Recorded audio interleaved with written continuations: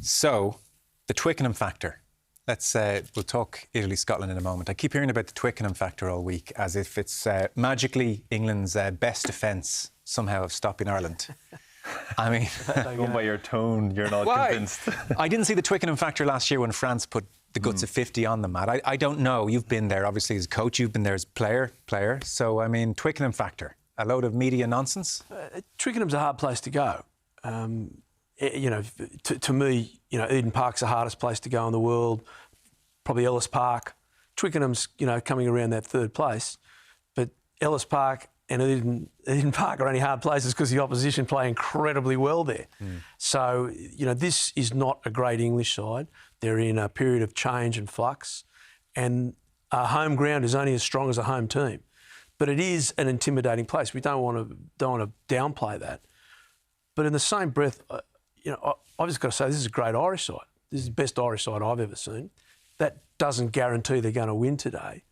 But I do think the Twickenham factor is something about maybe respect, Andrew. Something along those lines. You can't disrespect England. But in the same breath, I don't think it's a major obstacle. If you think about the way Andy Farrell prepares his teams, it kind of almost bakes in whatever the Twickenham factor is, because they always look prepared, they always look very respectful, they always look like it's a World Cup final that they're playing, because they're that type of team. Very, very professional, very diligent, very thorough and consistent as a result. Twickenham factor was a factor in my day. Yeah. It doesn't appear to be now. Jamie George said, and it was very emotive language, I thought, we're going to defend our home. Yeah, that to me says we're desperate to defend our home. He also said, I really believe we are good enough to beat Ireland. Yeah. That to me says you're not really sure if you can beat Ireland. And he's trying to really double down and get that fortress mentality. The Twickenham factor, there may be something to it. There's definitely not enough to bring where this England team have been the last few weeks to where they need to be today. Yeah. Just picking up even on Jamie George there, like he also said at the start of the tournament that England are going to look to play a different brand of rugby, So in some ways there is, do you dare say, an air of desperation about those words, and time will tell, and we'll find out in a few hours. Now, I suppose, to be fair, and none of you are saying otherwise, desperation can manifest itself in a really intense performance. I mean, that's what they may have in their back pocket here. Of course, when you're backed into a corner as well, you can only come out fighting. I mean, but again, if we're to go on the evidence of what we've seen, I know England finished third in the World Cup, but the brand of rugby was not exactly, was not wonderful to watch. Have they gone up another level? The evidence would say no. There's been a couple of changes that they have in their team. Are they going to look to play a different way? You can't, based on what we've seen, you can't say 100% that England are going to bring anything different than what we have previously been given. The fallow week has been difficult around the Williams household. He's been pretty bored. He's been looking at stats. That's how lean it's become over there. So you want to talk us through this, I suppose. This is, Ian used the word evidence. This is evidence of a gaping chasm between these two sides. And that's what we try to bring to everyone here is evidence, not I reckon. And look at these numbers. So they're just massive, the differences.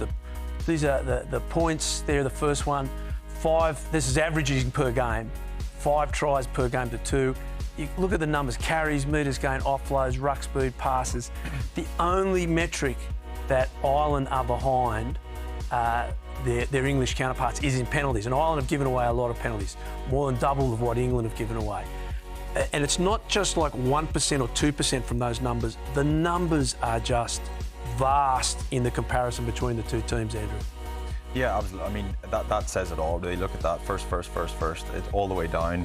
And penalties conceded, yeah, Joe McCarthy's given away a couple. I'm not sure exactly if there's more context to that. I'd love to know exactly how those penalties are being given away, but it definitely doesn't look like that's enough of a foothold for someone to get into the team and find a weakness in this Ireland team. They're just so consistently good. And they consistently do it across a number of different areas. And we've been talking about this, how good this Ireland team is for a year and a half now.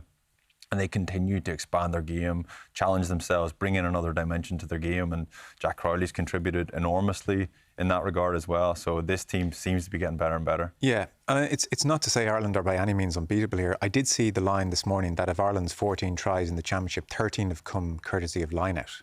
So if there's Steve Borthwick will be aware of that. He's a line-out specialist. If there's a circle of what they've been working on this week, that'll be one area they'll really go after, you would think, today. Oh, absolutely. And we know we've been talking about when this Irish team functions well, their line-out functions well. So during the World Cup, they had hiccups, didn't work well.